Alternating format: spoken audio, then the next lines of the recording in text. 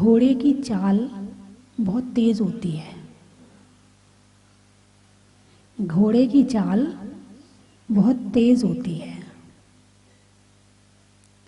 और तेज दौड़ने वाला घोड़ा सबसे अच्छा माना जाता है। यदि कहीं पर प्रतियोगिता हो तो फर्स्ट कौन सा घोड़ा आएगा? तेज दौड़ने वाला। ठीक है ना? तेज दौड़ना उसकी एक क्वालिटी है, लेकिन वो तेज दौड़ने का काम तो कर सकता है, लेकिन कहाँ दौड़ना है ये उस पर बैठा हुआ सवार बताएगा। यदि सवार सही है तो घोड़ा उस सवार को मंजिल पर पहुंचा देगा। और घोड़ा बहुत तेज दौड़ता है, बहुत तेज दौड़ता है, मगर सवार के हिसाब से नहीं दौड़ता है, अपनी मन मर्जी के हिसाब से दौड़ता है। तो सवार मंजिल पर पहुंच पाएगा क्या? नहीं पहुंच सकता है। अर्थात जैसे मन है बहुत तेज चलने वाला है, बहुत तेज चलने वाला है, और आत्मा सवार है, आत्मा सवार है। अब ये मन रूपी घोड़ा हमारे हिसाब से चल रहा है या अपने हिसाब से चल रहा है? यदि वो आत्मा के हिसाब से चल रहा है तो मोक्ष की मंजिल संभव है कि कभी ना कभी मिल जाएगी। और यदि वो घोड़ा अपने हिसाब से, यानी मन है, तुम्हारा जो मन आता है वो करते हो, तो समझना मन तो मिला है और तेज दौड़ने वाला घोड़ा भी मिला है, मगर मंजिल पर पहुंचाएगा नहीं, आत्मा को भटकाता ही रहेगा और ना जाने कब कौन से गड्ढे में पटक दे इसका पता भी नहीं है। तो मंजिल जो है वो सवार की है, घोड़े की नहीं है। घोड़े की कोई मंजिल नहीं है। ऐसे मन का अपना कुछ भी नहीं है, जो कुछ है वो आत्मा का है, जो कुछ भी है वो आत्मा का है, आत्मा के लिए है और आत्मा के द्वारा है। मन तो एक साधन है। जैसे मंजिल पर पहुंचने के लिए इंसान सवारी करता है, कोई गाड़ी करता है, कोई घोड़ा करता है, कोई हाथी करता है, कोई दूसरी की सवारी करता है। ऐसे ही इस आत्मा को मोक्ष जाने के लिए मन रूपी गाड़ी मिली है। अब उसे ड्राइविंग करनी आती है या नहीं आती है, और नहीं आती है तो सीखे, और नहीं सीखेगा तो मामला गड़बड़ हो जाएगा। यदि घोड़े पर बैठा हुआ सवार अपने हाथ में लगाम लेके नहीं चलता है, घोड़े पर क्या लगाई जाती है? लगाम। घोड़े पर क्या लगाई जाती है? लगाम। यदि लगाम सही रूप से पकड़ा है और खींचते जा रहा है तो घोड़ा सही चलता जाएगा, और जहां उसने लगाम छोड़ दी तो गए काम से। ऐसे ही हमारे मन रूपी घोड़े पर संयम रूपी लगाम है कि नहीं है? अब मन कहता है ये खाना है, लगाम लगाओ, नहीं नहीं खाना है। मन कहता है ये इतने बजे रात में खाना है, भूख लग रही है, आत्मा कहेगी नहीं, रात हो रही है, अभी नहीं खाना है। भगवान महावीर ने कहा है रात्रि में भोजन नहीं करना चाहिए, नहीं खाना है, इससे आत्मा का अहित होगा। मांसाहार नहीं करना है, मांसाहार जिस वस्तु में पड़ा है वो वस्तु नहीं खानी है, ये कहेगी आत्मा। मन तो बिना लगाम का घोड़ा है, लगाम तो आत्मा को लगानी पड़ेगी। और यदि आत्मा ने मन पर लगाम नहीं लगाई तो ये मन घोड़ा इस आत्मा को नरक में जाके गिरा देगा। जैसे घोड़े में लगाम होती है, ऐसे मन पर संयम होता है। जैसे गाड़ी में ब्रेक होता है, ऐसे मन पर संयम लगाना पड़ता है।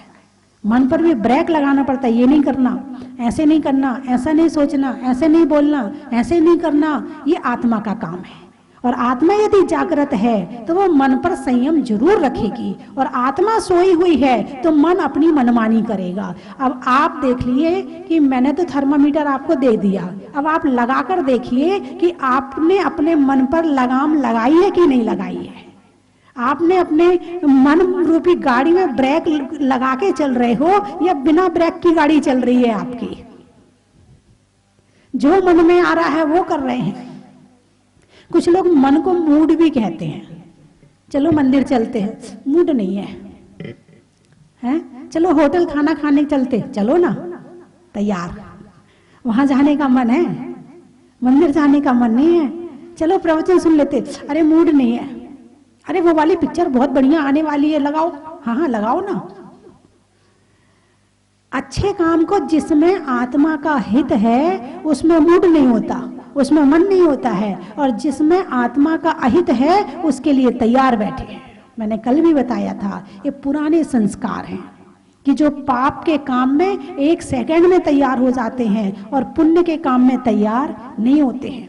और जिनका मन जरा सी बात में पुण्य के काम में तैयार हो जाता है, मतलब ये उनके पुराने संस्कार काम कर रहे हैं। उनके पुराने संस्कार काम कर रहे हैं और वर्तमान में उन संस्कारों पर उनने खूब काम किया तो संस्कार और गहरे हो गए हैं। अब ये छूटने वाले नहीं है। अब पिछले संस्कार मिले नहीं, वर्तमान में संस्कार डाले नहीं, तो आने वाले समय में कब और कहां संस्कार डालेंगे? यही जन्म मिला है अच्छे संस्कार डालने के लिए, यही भाव मिला है अच्छे संस्कार डालने के लिए। अभी नहीं डाले तो क्या कुत्ता बिल्ली बन के डालेंगे? वहां तो योग्यता ही नहीं है। योग्यता तो यहीं पर है। सब कुछ मिल गया, देव सास गुरु का समागम मिल गया, प्रेरणा देने वाले मिल गए, परिवार अच्छा मिल गया, घर अच्छा मिल गया, सास अच्छी मिल गई हैं, ससुर अच्छे मिल गए, पति भी कहता है धर्म किया करो, फिर भी पत्नी कहती नहीं मेरा मन नहीं लगता, मैं नहीं करूंगी पूजा, मेरे से नहीं होता है। इतना सब कुछ मिलने के बाद भी ना कर पाए तो समझना पाप कर्म का उदय है। अंदर से जागृति आनी चाहिए। बाहर से हम कह कह के करवा रहे हैं, मतलब अभी मामला सही नहीं है, लेकिन अंदर से सुन के जागृति आ जाए, अरे नहीं करना चाहिए। अपना दीपक तो अपने ही होता है, उजाला अपना अपने हाथ में हो तो किसी की जरूरत नहीं पड़ती है। यदि अपनी स्वयं की आत्मा जागृत हो जाए तो फिर किसी दूसरे की जरूरत नहीं पड़ती है। तो चर्चा मनोयोग की करनी है। कर्म आते हैं, किससे आते हैं? काय वांग मना कर्म योगा, 6वें अध्याय का पहला सूत्र, तत्वार्थ सूत्र के, काय वांग मना कर्म योगा है। मन वचन काय के योग से कर्म आते हैं। ठीक है। अच्छा, अब ये जो मन है, कर्म आ रहे हैं। जैसे मान लो आपने अपने घर में लाइट की पूरी फिटिंग करवा ली, लाइट की पूरी फिटिंग करवा ली, फ्रीज लगा लिया, कूलर लगा लिया, एसी लगा लिया, पूरा कनेक्शन, पूरे तार बिछा दिए, पूरी लाइन डाल दी, बिल आएगा क्या?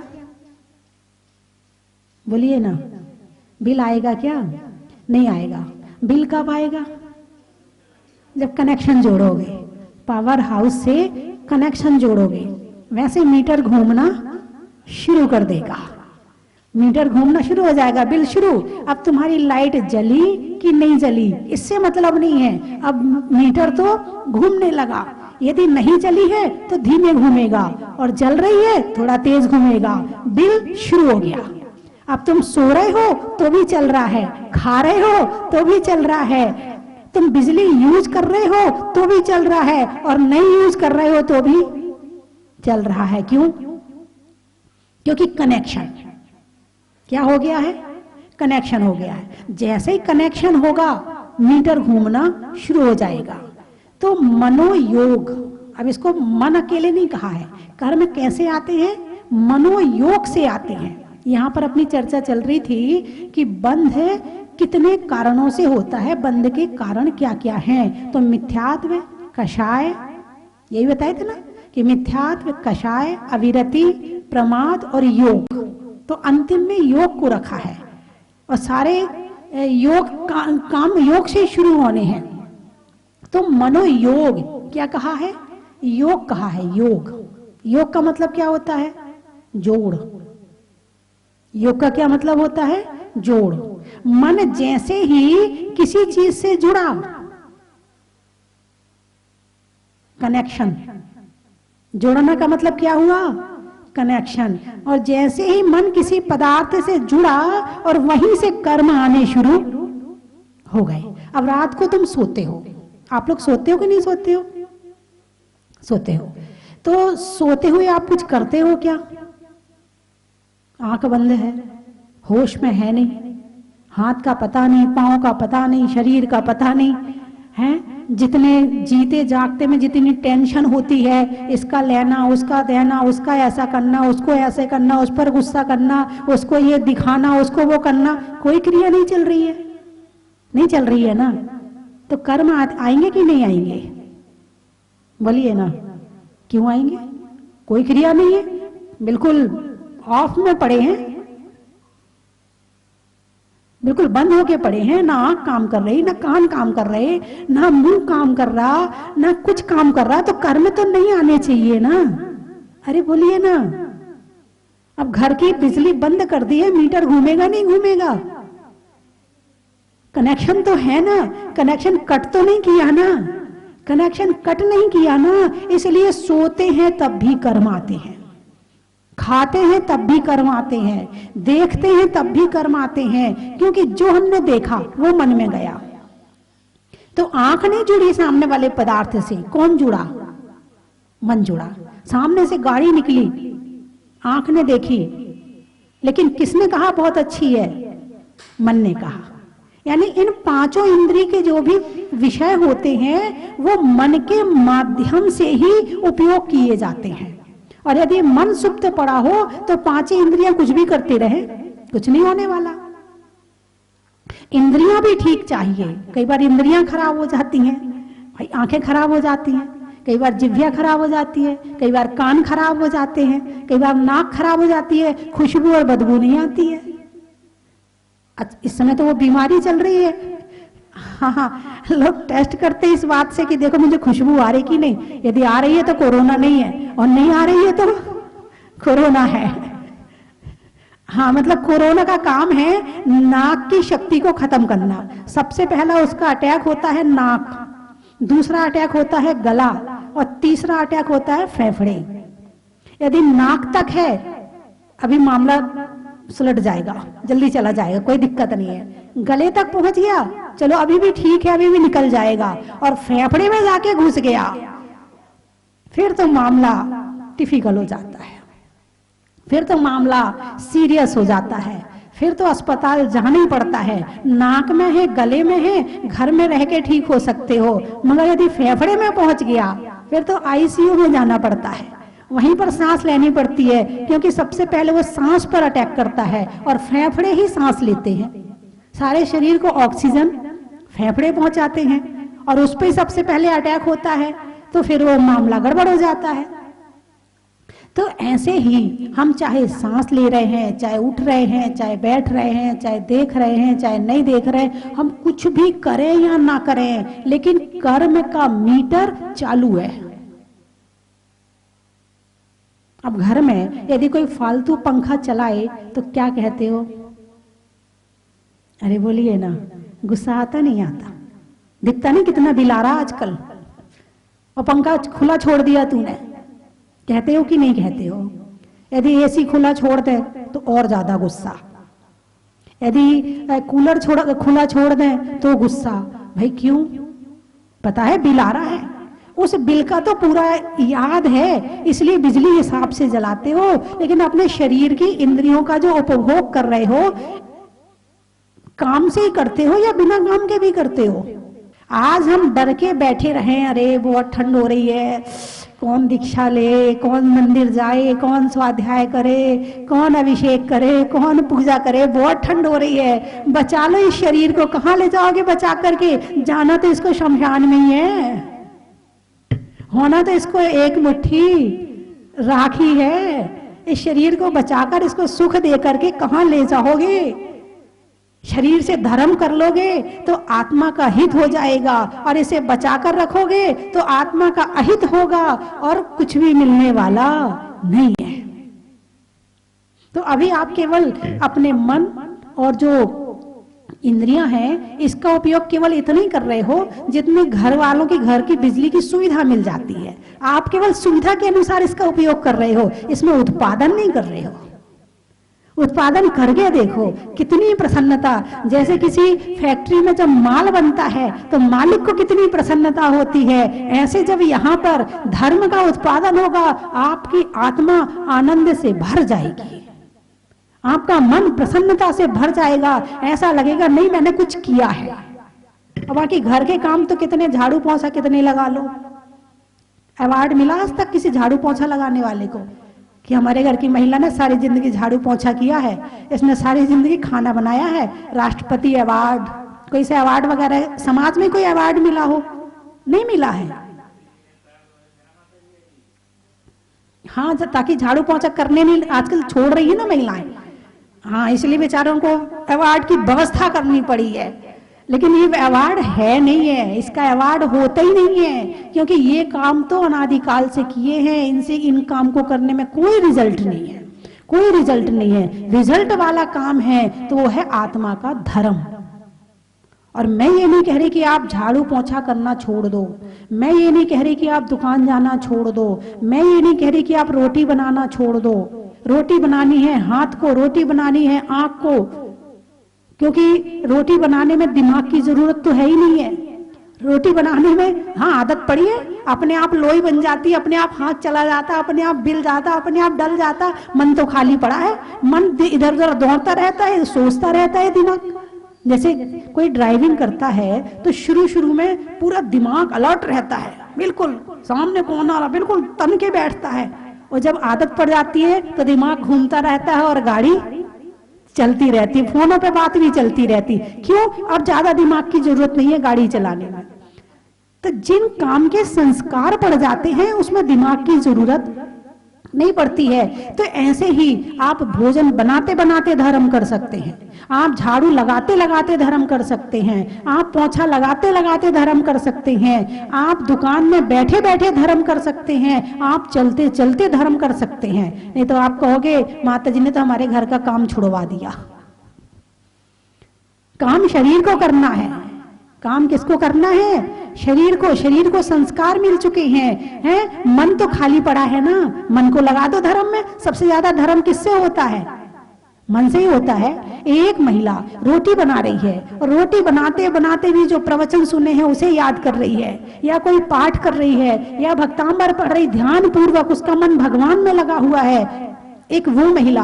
और एक महिला मंदिर में बैठ के पूजा कर रही, दिमाग टेंशन से भरा पड़ा है और अर्घ चढ़ रहे हैं साथ में। बताइए सच्ची पूजा कौन कर रहा है? पूजा हाथ को करवानी है या पूजा मन को करवानी है? और मन वाली पूजा कौन कर रहा है? जो महिला रसोई में है, जो मंदिर में बैठी, उसके तो ऊपर के अर्घ चढ़ रहे हैं। मैं ये नहीं कह रही हूं कि आप उसको कि पूजा करना छोड़ दो, उसको तो ये कहूंगी कि आप पूजा ध्यान से करो, पूजा करने को छोड़ने के लिए नहीं कह रही हूं। लेकिन जो महिला भोजनशाला में भोजन बनाते हुए धर्म कर रही है, वो महिला भी धर्म कर रही है। एक महिला अपने बच्चे को बिठाती है, बोल बेटा नमो हरिहंताड़म, है राजा राणा छत्रपति सिखाती है, तुमसे लागी लगन की विनती सिखा रही है। एक महिला अपने घर में बैठकर बच्चों को अच्छे संस्कार दे रही है, आत्मा बता रही है, परमात्मा बता रही है, वीतरागता सिखा रही है। बताइए वो महिला धर्म कर रही कि नहीं कर रही है? एक महिला अपने घर का शाम का सारा काम फटाफट करके और पाठशाला पढ़ाने जाती है शाम को, और गांव भर के बच्चों को इकट्ठा करके पाठशाला पढ़ाती है। बताइए वो महिला धर्म कर रही कि नहीं कर रही?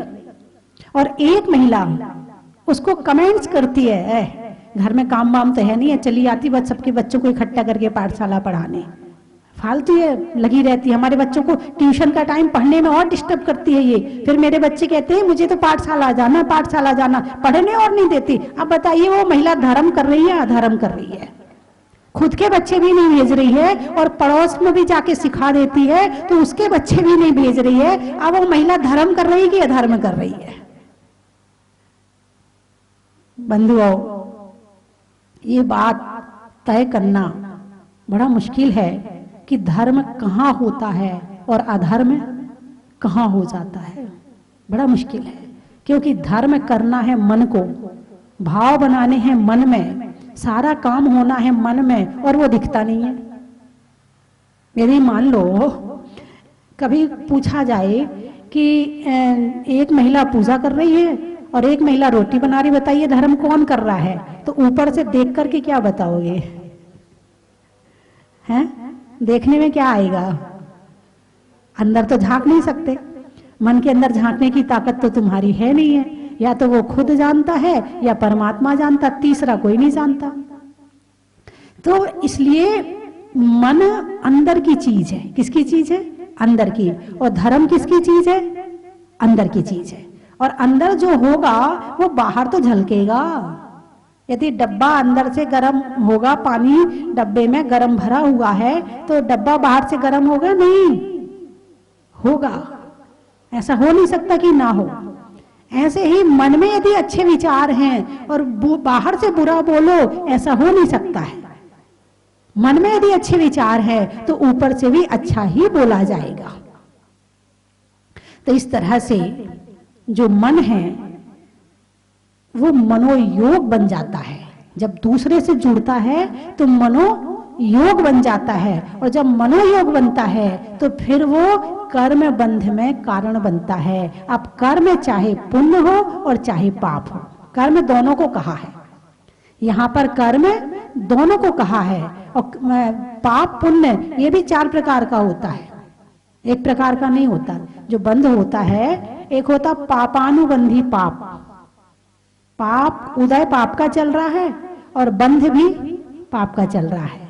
2 बातें हैं ना, ये काम साथ साथ चलते हैं, दोनों काम साथ साथ चलते हैं, बंध और उदय। पिछला उदय और वर्तमान का जो कर रहे उसका बंध। तो पापानुबंधी पाप, उदय पाप का चल रहा है और बंध भी पाप का चल रहा है। अब एक व्यक्ति बीमार हुआ, उदय किसका है? पाप का। उदय किसका है? पाप का। अब उस पाप के उदय में वो व्यक्ति चिल्ला रहा है, लड़ रहा है, तुम लोग ऐसा नहीं करते, तुम ऐसा नहीं करते, तो बंध किसका हो रहा है? पाप का। एक होता पापानुबंधी पुण्य, उदय पाप का चल रहा है, बीमार पड़ा है, लेकिन लेटे लेटे नमोकार मंत्र पढ़ रहा है, आराम से शांति से पूजाएं पढ़ रहा है, टीवी में देख के प्रवचन सुन रहा है, तो उदय किसका चल रहा है? उदय तो पाप का चल रहा है और बंध पुण्य का चल रहा है। बीमार है इसलिए उदय पाप का है और बंध पुण्य का चल रहा। एक होता है पुण्यानुबंधी पाप, उदय तो पुण्य का चल रहा है और बंध पाप का चल रहा है। ऐसे लोग ज्यादा हैं, ऐसे लोग ज्यादा हैं कि उदय तो पुण्य का चल रहा है। अब जो पैसा आया किसके उदय में आया? पुण्य के उदय में। चमड़े के जूते खरीद लिए, चमड़े की बेल्ट खरीद ली, उस धन से दूसरों का बुरा करवा दिया, पाप का बंध होगा, है? तो उदय पुण्य का और बंध पाप का। और एक होता है पुण्य अनुबंधी पुण्य, उदय पुण्य का और बंध भी पुण्य का। अभी आप यहाँ बैठकर सुन रहे हैं, आपका उदय किसका चल रहा है? पुण्य का। और बंध किसका चल रहा है? पुण्य का। पुण्य के उदय में पुण्य का काम कर लो, महान पुण्यशाली जीव है। नहीं तो पुण्य के उदय में लोग भूल जाते हैं पुण्य को, पाप में पड़ जाते हैं, और पाप में पड़ के फिर क्या होगा? जो बंद करोगे वही आगे मिलेगा। उदय पिछला तो तुमने भुगतान कर दिया और तुमने आगे क्या लिया है ये देखने वाली बात है। तो मनोयोग कर्म बंध हो रहा है, प्रति क्षण हो रहा है। अब हम कर्म कौन सा भुला रहे हैं ये हमें देखने वाली बात है। यदि हम नहीं देखेंगे तो घोड़े के समान, यदि हमने लगाम नहीं लगाई तो मन हमें भटका देगा। यानी कर्म 90%, 100% कर्म आ रहे जैसे, तो 100 में से 90% तो मन के द्वारा आते हैं और 5 वचन के द्वारा और 5 काया के द्वारा।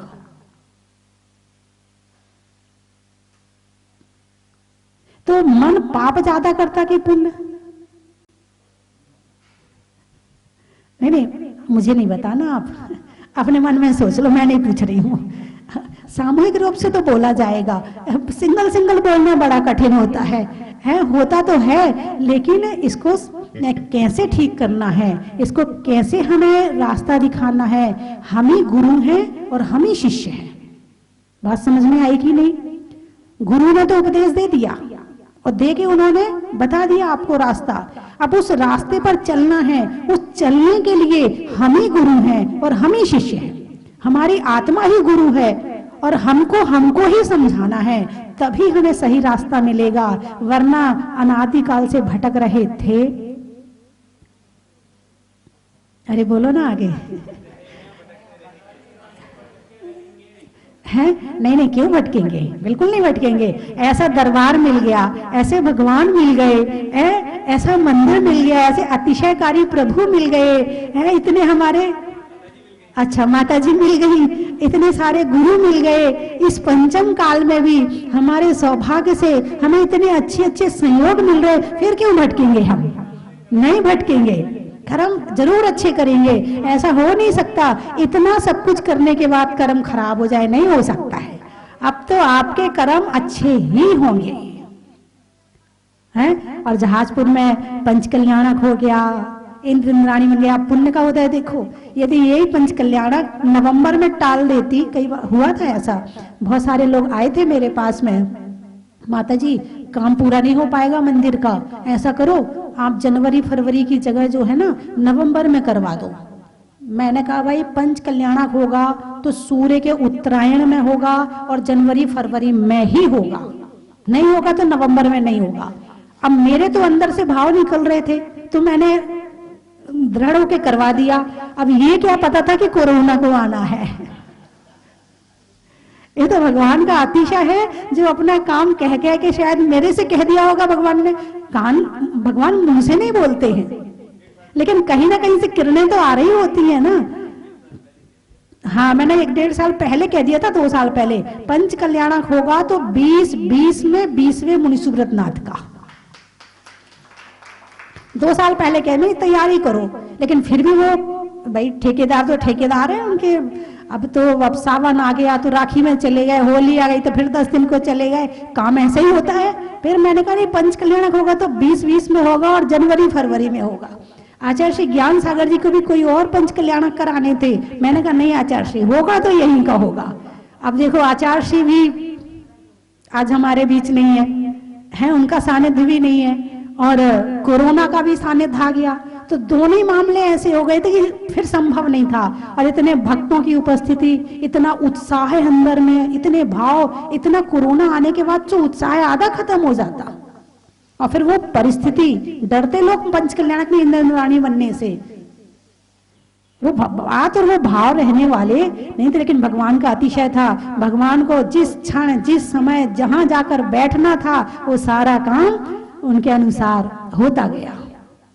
और हमारे इंदौर वाले अनिल जी इंदौर के पंच कल्याणक में बैठे और 2 दिन बाद फिर यहाँ के पंच कल्याणक में बैठे। कितना मतलब इस अपने आप ही रास्ता मिलता जाता है, भाव बनते जाते, ये होता अटैच। जहां से अटैच होते हैं वो चीज हमें खींचती है। बस तुम्हें जुड़ने की जरूरत है, बाकी काम तो फिर अपने आप हो जाएगा। तुम्हें तो जुड़ने की जरूरत है, बाकी तो भगवान खींच लेंगे आपको। अभी जो सुरेश जी हैं बांसवाड़ा वाले, वो 15 दिन में 3-4 बार आए, बोले माता जी जयपुर जाता हूँ, कहीं से निकलो, गाड़ी अपने आप यहाँ मुड़ जाती है। ऐसा लगता नहीं जहाजपुर के बिना आगे नहीं बढ़ना है। चलने में पात का, मित्रों में साथ का, तीर्थंकरों में मुनि सुब्रत नाथ का, पंखा में झलने का, बच्चों में पलने का, भगवान के जमीन से निकलने का बड़ा ही महत्व है। हिंदी में मात्रा का, स्कूल में छात्रा का, आज आपकी जहाजपुर की यात्रा का बड़ा ही महत्व है। आम की बौर का, खाने में कौर का और आने वालों में इंदौर का बड़ा ही महत्व है। और कहाँ से आए हैं? बनेठा। कापरिन, अच्छा। साड़ी में पिन का, साबुनों में रिन का और आने वालों में काप रिन का बड़ा ही महत्व है। बनेठा होते हैं। बनेठा, अच्छा। बनेठा का तो सोचना पड़ेगा है। बच्चों में टाटा का, फूल में कांटा का और आने वालों में बनेठा का बड़ा ही महत्व है। और कहां से आए? बगरू, जयपुर। बगरू, काम के शुरू का है और शिष्य के लिए गुरु का और आने वालों में बगरू का बड़ा ही महत्व है।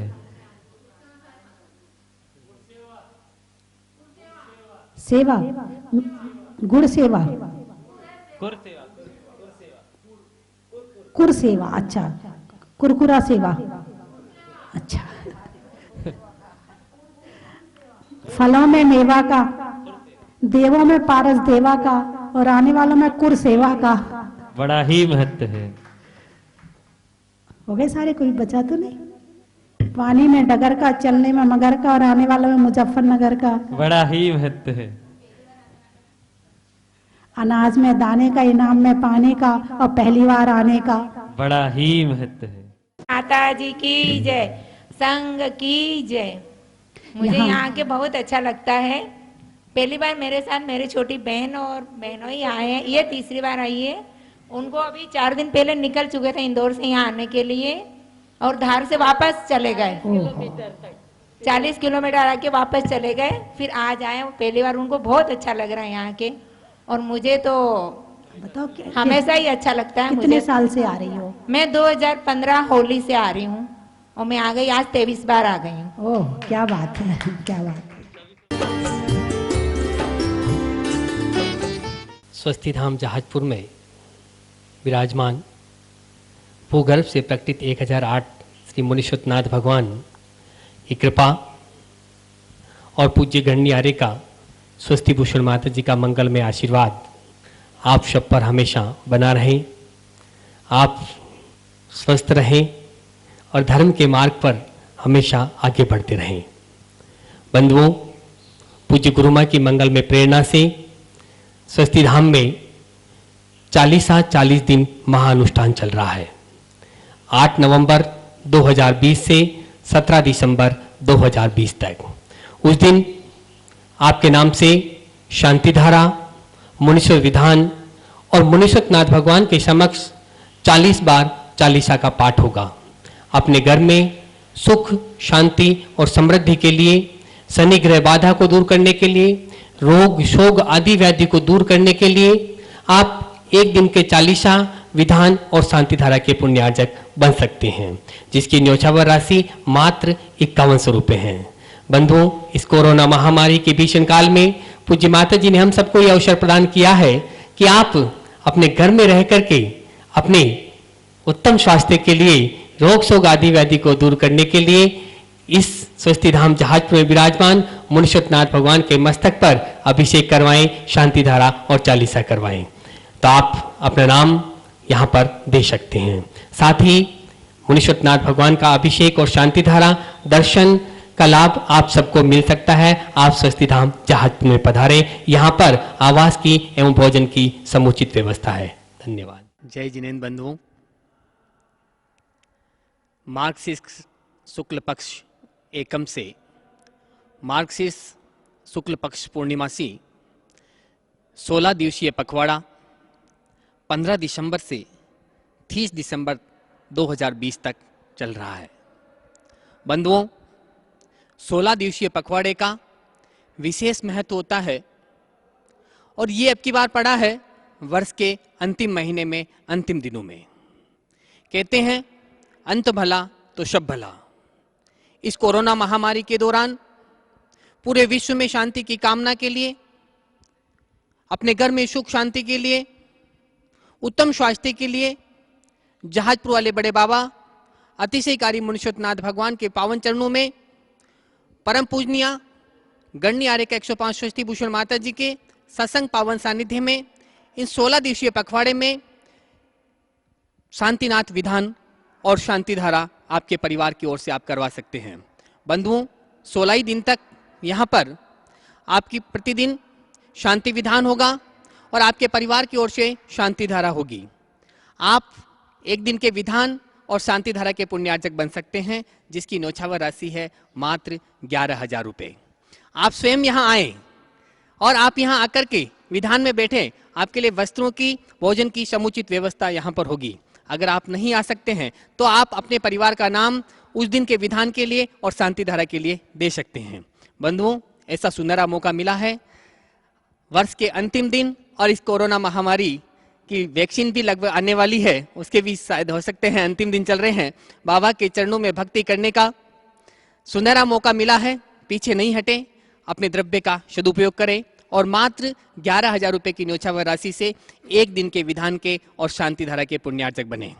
बंधुओं, इस दौरान जिन जिन के नाम आएंगे उन सभी के विधान पुण्यार्जकों के नाम 1 जनवरी 2021 नव वर्ष की पहली शांति धारा में भी आप सभी के नाम बोले जाएंगे।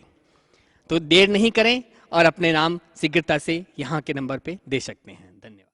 कंचन की थाल को सजाओ रे आज, रत्नों की थाल को भर लाओ रे आज। आओ आओ करे रे गुणगान आरती भगवन की। आओ आओ करे गुणगान आरती भगवन की। आओ आओ करे रे गुणगान आरती भगवन की।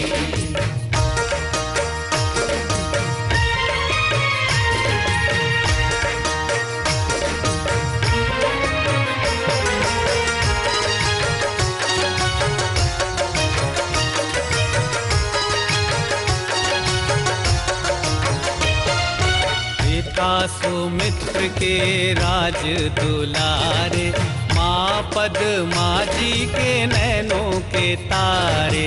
पिता सुमित्र के राज दुलारे, माँ पद्मा जी के नैनों के तारे। राजगृही में जन्म लियो आप, राजगृही में जन्म लियो आप। आओ आओ मनाए खुशी आज आरती भगवन की। आओ आओ